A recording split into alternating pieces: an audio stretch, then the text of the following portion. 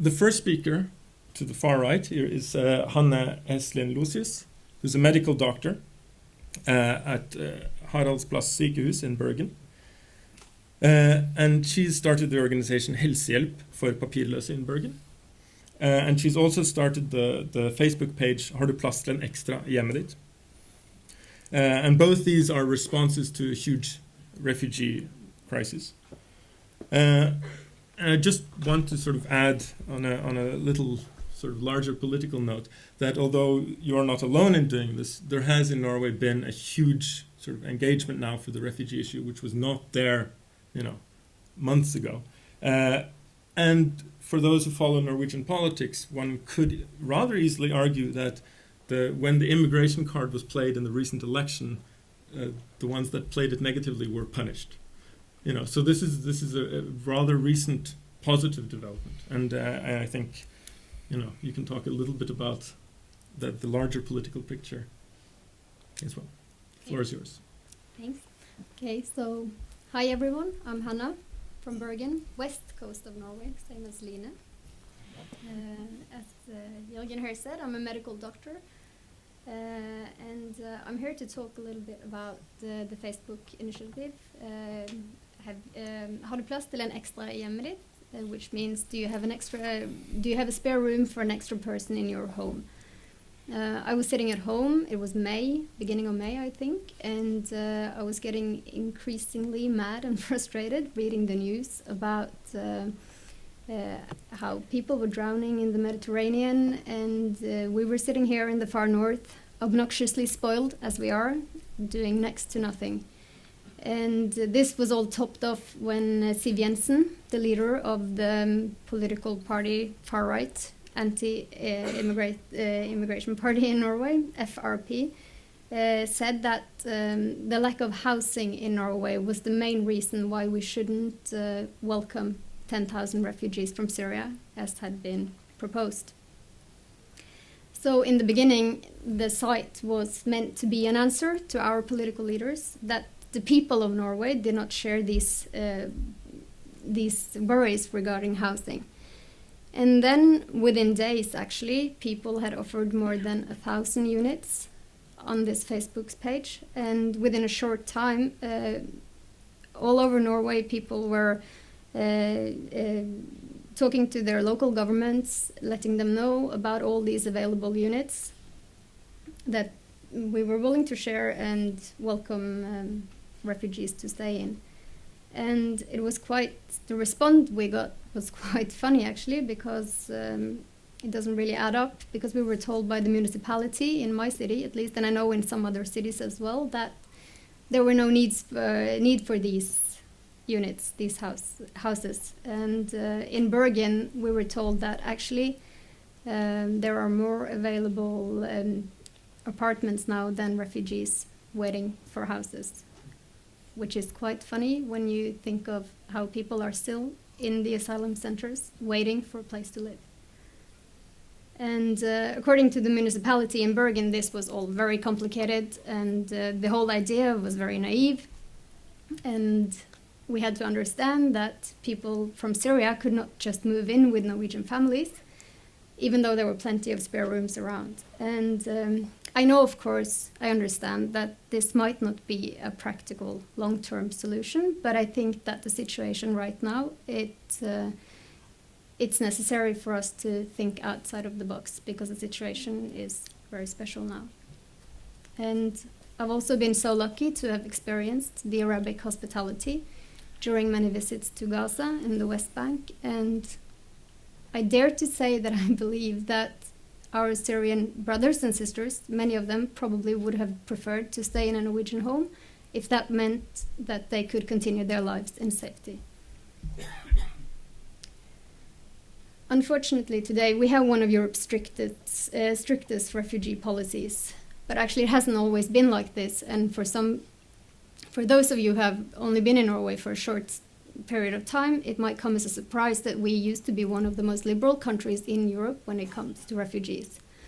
In 1992, Norway was asked by the High Commissioner of the UN High Commissioner for Refugees to accept refugees from Bosnia.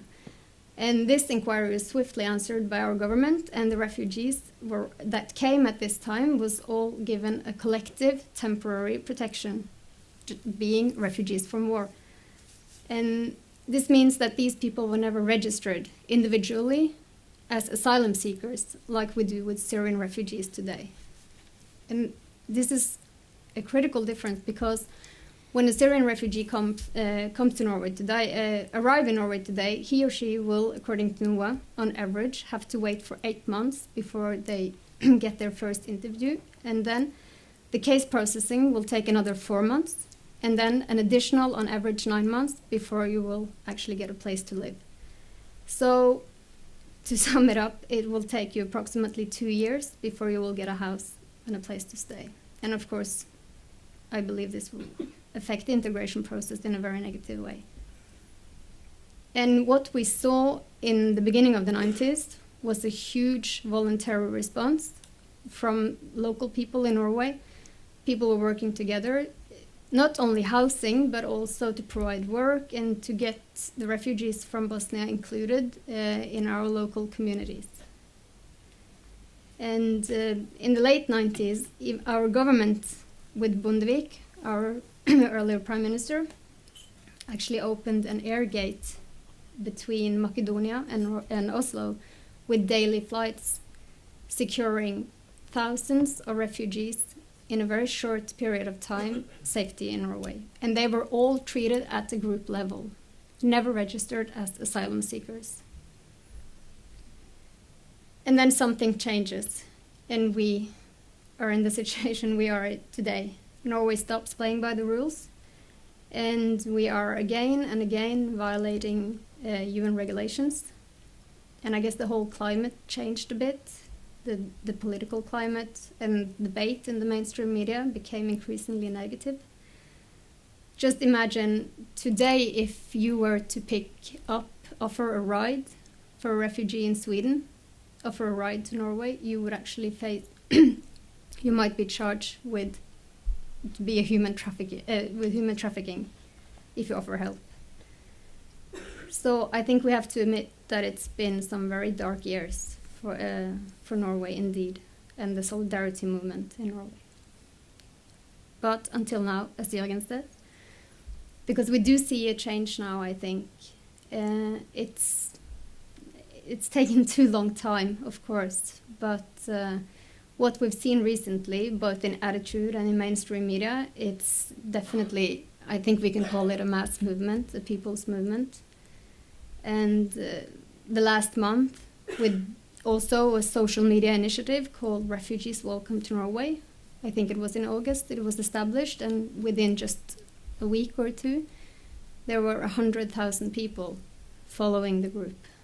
And also, like you mentioned, Jørgen, which is amazing, is that FrP, the far-right political party, is no longer scoring votes on their extremely restrictive politics. Instead, they're actually losing voters over this. And this is what we need, I think.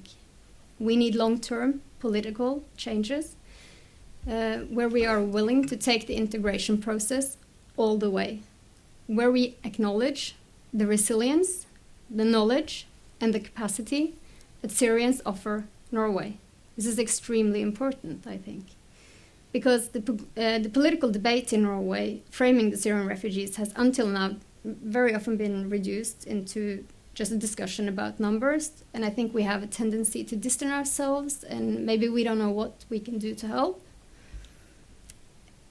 I'm a mother of 3 children, and I think that I can't fully understand the situation, but if I try, if one of my children would drown on the way to safety, if my family was seeking safety, I think I know what I would have wanted, and it wouldn't be hearts or teary icons on Facebook if her picture would appear on a social media page in Syria. But rather it would be that someone in Syria would work together with me for political long-term changes so that the rest of my family at least could be safe.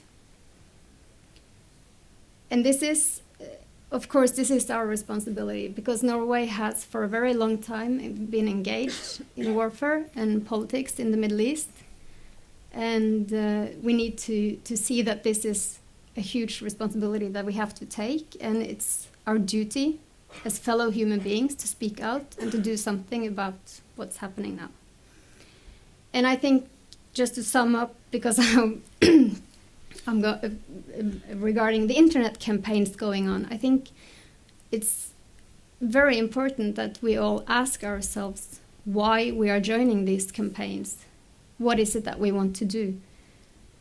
Including, of course, the one I started, because do we want solidarity or do we want charity? And this might come out as a bit harsh, but if you are handing out soup and clothes outside PU, Utøyen, but continue to vote for the political parties, which actions are limiting the freedom and violate the human decency of people outside of Norway, I don't think you're helping at all. And I truly believe that there is only one way forward here, and it should be based on common decency and solidarity, never charity. So, to sum up everything, try at least. I think that I don't have any clear solutions, but when the refugees from the Balkan War came during the 90s, there was made a new paragraph in Utlendingsloven, which allows our government to treat people on a group level, as I said. And this paragraph is made for a situation like the one we're in now, and I truly don't understand why are we not using it, because this is a perfect example of a situation where we should be using it. But still we're sitting here in Norway and discussing numbers and basically failing to see our responsibility. Thank you.